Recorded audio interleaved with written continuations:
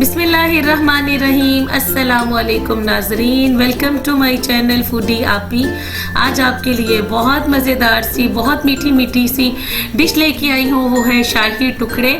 बहुत आसान तरीके से बनाएंगे इंशाल्लाह। और मैंने कहा चैनल पे आजकल बहुत सी मैंने आपको नमकीन डिशेस सिखा दी हैं, क्यों ना कुछ मीठा हो जाए।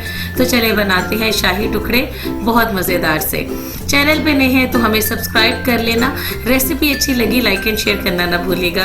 यहाँ पे करते हैं रेसिपी को स्टार्ट। बिस्मिल्लाहिर्रहमानिर्रहीम। मैंने पहले से यहाँ पर दूध को बॉईल होने के लिए रख दिया था। एक पैन के अंदर दूध था तकरीबन 1.5 लीटर हमारा, और इसके अंदर शामिल करेंगे 50 ग्राम बर्फ़ी। आप 50 ग्राम इसके अंदर खोया भी शामिल कर सकते हैं, लेकिन उस स्टेज पे कि जब हमारा दूध बहुत अच्छी तरीके से बॉयल हो रहा हो, जब बहुत अच्छे तरीके से पक रहा हो। ठीक है, आपने ठंडे दूध में ही नहीं इसको शामिल कर देना। आप इसको तोड़ के भी डाल सकते हैं, लेकिन ये जितना हमने इसको पकाना है, दूध को थोड़ा सा हमने ड्राई करना है, खुश्क करना है। तकरीबन 1.5 लीटर दूध है तो हमारा तकरीबन 1 लीटर दूध रह जाना चाहिए। हमने इसको इतना खुश्क करना है। हाई फ्लेम पे पकाएंगे और फिर कुछ देर के बाद हम इसके अंदर शामिल करेंगे 5 टेबल स्पून चीनी, और इसको अच्छी तरह से मिक्स करेंगे। आपने दूध की पकाई जो है वो तकरीबन 20 से 25 मिनट आपने करनी है। ठीक है, थोड़े से हाई फ्लेम पे, बहुत हाई फ्लेम पे भी नहीं, बिल्कुल लो फ्लेम पे आपने इसकी कुकिंग नहीं करनी, क्योंकि हमने इसको थोड़ा सा दूध को कम करना है, इसकी क्वांटिटी को।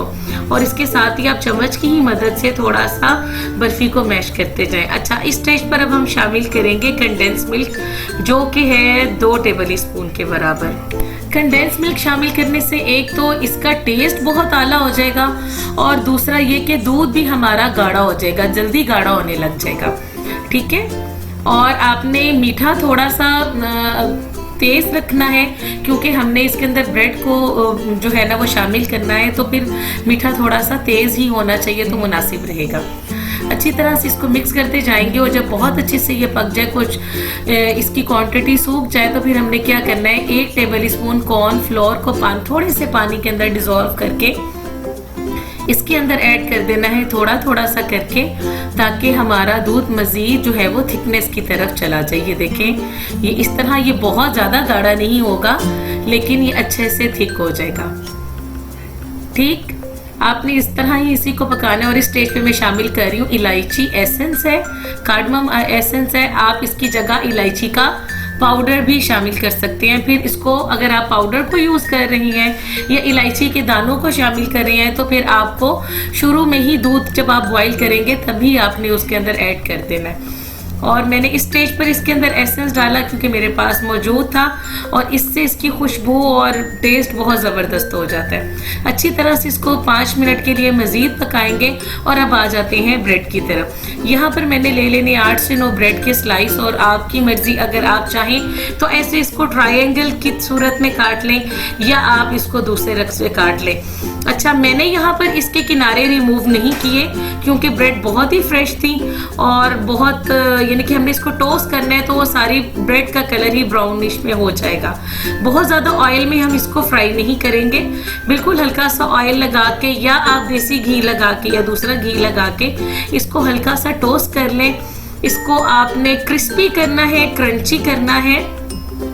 अगर फ्राई करते हैं तो फिर ब्रेड जी बहुत ऑयल जज्ब कर लेती है, तो बहुत थोड़े से ऑयल में हम इसको ज़रा क्रिस्पी सा करेंगे। ये देखें, बिल्कुल ऐसे जब एक तरफ से कलर अच्छी तरीके से आ जाए तो हम इसकी साइड चेंज कर देंगे, और दूसरी तरफ से भी इसको अच्छे तरीके से कलर दे देंगे। बिल्कुल ऐसे 2 से 3 मिनट में आपका बहुत अच्छे से कलर ब्रेड के ऊपर आ जाएगा।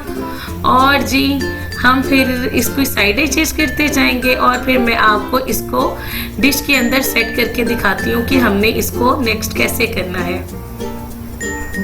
इसके साथ ही अगर आप चैनल पे नए हैं तो हमें सब्सक्राइब कर लें। रेसिपी अच्छी लगी तो लाइक एंड शेयर करना ना भूलिएगा। ये देखें, ये बहुत अच्छे से क्रिस्पी हो गए हैं, दोनों तरफ से इसको बहुत अच्छा सा कलर आ गया है। और अब हमने क्या करना है, इसको 1 बाय 1 सबको निकाल लेना है। और जी मैंने इसको क्या किया, डिश में सबको सेट कर दिया और जो हमारा दूध रेडी हो गया था आपने इसको गरम गरम ही इसके ऊपर सब पीसों के ऊपर डाल देना है। बिल्कुल ऐसे, कोई भी ब्रेड हमारी खाली ना रह जाए, अच्छी तरह से हमने सारा डाल देना है ताकि अच्छी तरह से ब्रेड इसको जज़ब कर ले। और फिर आपने इसको ठंडा करके सर्व करना है और इसके ऊपर डाल देने हैं कुछ नट्स और बादाम। मुझे चांदी के वर्क यहाँ पे मिले नहीं, वरना मैंने वो ज़रूर शामिल करने थे। आपने रेसिपी को ट्राई ज़रूर करना है और मुझे फीडबैक ज़रूर देना है, कमेंट सेक्शन में कमेंट करके ज़रूर बताना है कि आपको रेसिपी कैसी लगी।